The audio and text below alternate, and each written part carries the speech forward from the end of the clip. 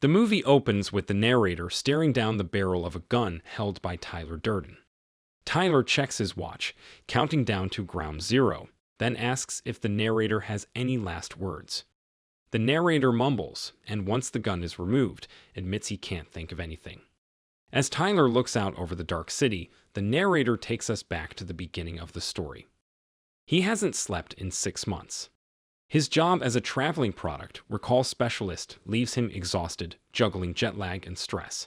Unable to sleep, he flips through TV channels or obsessively shops for furniture, trapped in consumerism. Seeking help, he visits a doctor who dismisses him and suggests attending a testicular cancer support group to see real suffering. At the group, he meets Robert Bob Paulsen, a former bodybuilder with hormone-induced gynecomastia after losing his testicles. Bob embraces him in a comforting hug, and for the first time, the narrator finds emotional release, breaking into tears. This allows him to finally sleep, and soon he becomes addicted to support groups, faking illnesses to attend different meetings throughout the week. But his routine is shattered when he notices Marla Singer, another imposter who, like him, attends multiple support groups. Seeing her reminds him that he's lying, making it impossible for him to sleep again. After a meeting, the narrator confronts Marla. She shrugs off his complaints, pointing out that she's doing exactly what he does, and jokes that the meetings are cheaper than a movie with free coffee. Instead of exposing each other, they agree to split the schedule and exchange numbers. Despite this, the narrator's insomnia persists. On a flight home from a business trip, he meets Tyler Durden, an eccentric soap salesman who moonlights as a projectionist, splicing pornographic frames into films. They chat, and Tyler shares his cynical take on airplane emergency procedures. At baggage claim, the narrator learns his suitcase has been confiscated due to a suspicious vibration. He then returns home, only to find his high-rise condo completely destroyed in an explosion, likely from a gas leak. With nowhere else to go, he calls Tyler, who agrees to meet him behind a bar. Tyler offers him a place to stay on one condition: the narrator must hit him as hard as he can. Confused but intrigued, he obliges, and they engage in a raw, exhilarating fistfight before grabbing drinks. The narrator moves into Tyler's rundown, abandoned house. Over time, their fights attract attention, and soon, more men join in. This leads to the creation of Fight Club, an underground group dedicated to brutal, bare-knuckle brawls. The first 2 rules: you do not talk about Fight Club. Ironically, members constantly break them, bringing more recruits. Tyler, with his radical and often disturbing philosophies, becomes a charismatic leader. One day, the narrator runs into Marla and tells her he's joined a men-only support group, though he remains distant toward her. Later, when she overdoses on Vexanax, she calls in for help. Exhausted, he puts the phone down, but Tyler picks it up instead. He rushes to Marla's place, brings her home, and they spend the night together in loud, passionate sex, much to the narrator's disgust. The next morning, the narrator is shocked to see Marla in the kitchen. Insulted by his reaction, she storms out in disgust. After she leaves, Tyler enters, gleefully revealing that he and Marla had sex. He then gets serious, making the narrator promise never to mention him to Marla. That night, Tyler takes the narrator to a liposuction clinic dumpster, where they steal bags of human fat. He explains that the best fat for making high-quality soap comes from people. Back at home, Tyler demonstrates how to render the fat into tallow. As he explains the history of soap making, he suddenly presses a wet kiss on the back of the narrator's hand, then dumps pure lye onto it, causing a searing chemical burn. He refuses to let the narrator wash it off, warning that water will only make it worse. Tyler calls it a rite of passage, revealing his own identical scar, and forces the narrator to accept his philosophy before neutralizing the burn with vinegar.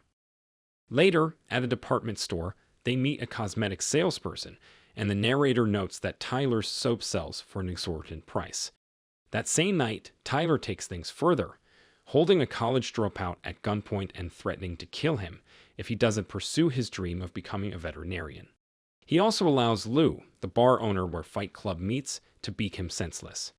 Bloodied and grinning, Tyler coughs all over Lou and demands to keep using the basement. Horrified, Lou agrees. Tyler then assigns Fight Club members a bizarre task. They must pick a fight with a stranger and lose.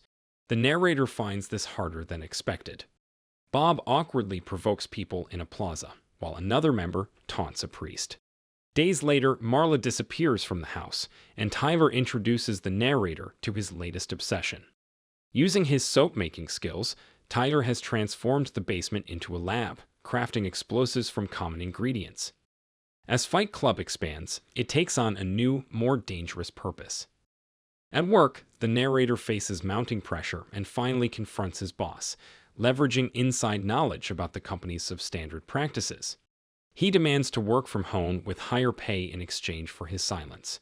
When his boss refuses and calls security, the narrator brutally beats himself up, making it look like his boss attacked him. By the time security arrives, they believe the narrator is the victim, and he gets what he wants.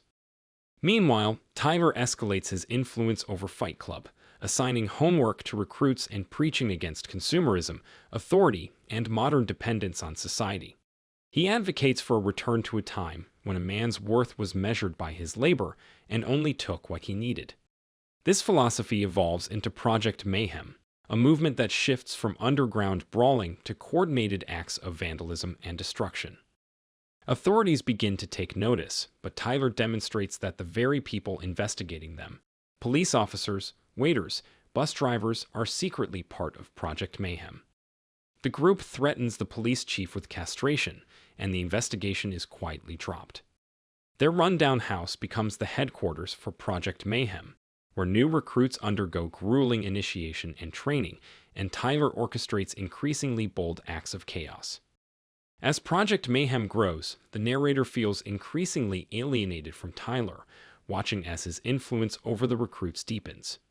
Jealousy festers, and during a fight, the narrator takes out his frustration by brutally beating and disfiguring a recruit, justifying it as a need to destroy something beautiful. After a Fight Club meeting, Tyler takes the narrator and two recruits for a reckless drive in a Lincoln Town car during a rainstorm. He taunts the narrator, accusing him of not truly living. As he lets the car drift into oncoming traffic, Tyler scolds him for being weak and controlled by fear. Then, Tyler drops a bombshell. He admits that he was the one who blew up the narrator's apartment.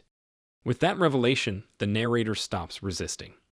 Tyler releases the steering wheel, allowing the car to crash head-on into another vehicle. They all survive, and Tyler, exhilarated, declares that the narrator has been reborn through a near-death experience. With Tyler gone, the narrator is left in a house full of Project Mayhem recruits who spend their time watching TV and laughing at news reports of their vandalism. When he demands to know more about their actions, Bob reminds him of the first rule of Project Mayhem: you do not ask questions. Things take a darker turn when Bob is killed during a botched sabotage mission. Horrified, the narrator tries to shut down Project Mayhem before it spirals further out of control. He searches for Tyler and follows a list of recently used phone numbers, traveling from city to city. Along the way, he discovers that fight clubs have spread across the country. At one bar, a bartender respectfully calls him Sir, prompting the narrator to ask if they've met before. After confirming he's not being tested, the bartender reveals the shocking truth. He is Tyler Durden. Stunned, the narrator rushes back to his hotel room and calls Marla, asking if they've ever slept together. Annoyed, she confirms their relationship. She only knows him as Tyler Durden. As soon as she hangs up, Tyler appears in the room, confronting the narrator for breaking his promise about Marla. Their conversation reveals the horrifying reality. Tyler and the narrator are the same person. The narrator has been suffering from extreme insomnia. Whenever he thinks he's asleep, or during random moments throughout the day, Tyler's persona takes over. Overwhelmed by the revelation, the narrator faints. When he regains consciousness, he finds a new list of phone calls from all over the country. He rushes home to find the house abandoned, but a bulletin board filled with folders catches his eye. They contain detailed blueprints of key buildings in the financial district. Project Mayhem has infiltrated each one, with a plan to demolish them, erasing credit card company records and resetting the financial system. Panicked, the narrator gathers all the documents and turns himself into the police. He spills everything to the lead investigator, but when he's left alone with two officers, they reveal themselves as Project Mayhem members. Smiling, they tell him that he had given strict orders. Anyone who tries to stop Project Mayhem loses their balls, even him. The narrator manages to escape by seizing an officer's gun and rushing to one of the targeted buildings. In the parking garage, he finds an unmarked van loaded with nitroglycerin and tries to disarm the bomb. Tyler appears, taunting him, but the narrator successfully disables it. They engage in a brutal fight, which, when viewed on security cameras, looks like the narrator is thrashing himself. Despite his efforts, the Tyler persona overpowers him, reactivates the bomb, and drags the narrator to a nearby building where they can watch the destruction unfold. Back at the opening scene, the narrator, gun in mouth, mumbles again.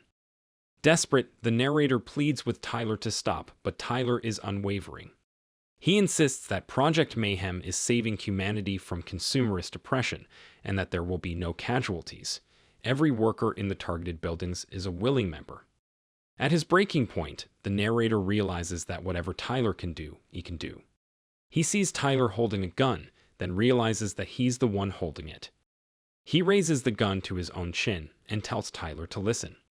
With the final declaration, "My eyes are open," he pulls the trigger.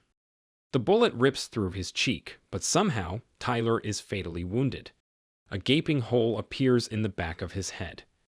As the narrator regains his senses, Project Mayhem members arrive, bringing Marla with them. Tyler had ordered her to be brought there.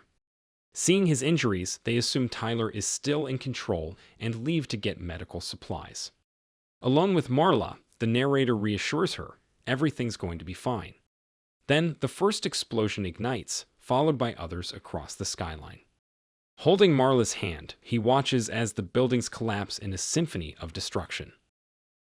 If you enjoyed this video, don't be shy to hit the like button, and if you disliked it, hit the dislike button twice, just to be sure. It would be best if you watched the whole movie. Thank you very much for watching. Please subscribe for more videos like this.